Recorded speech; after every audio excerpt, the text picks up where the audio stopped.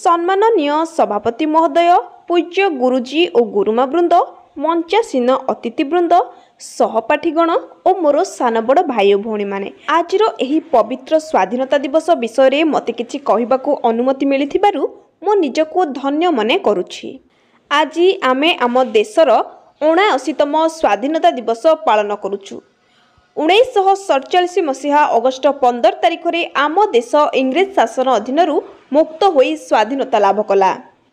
एही दिन आम देशर प्रत्येक लोक जातीय पताका तले छिड़ा होई जातीय संगीत गान करी स्वाधीनता दिवस को बहु आडंबर रे पालन करू।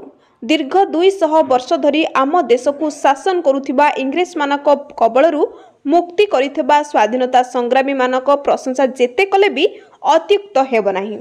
एही दिन भारतर प्रधानमंत्री लालकिला ठारे त्रिरंगा पताका उत्तोलन करिथांती।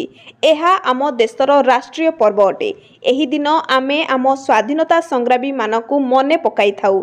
1947 मसीहा अगस्ट मास 15 तारिख दिन भारतर प्रथम प्रधानमंत्री पंडित जवाहरलाल नेहरू आम जातीय पताका प्रथम थर पई उत्तोलन करिथिले।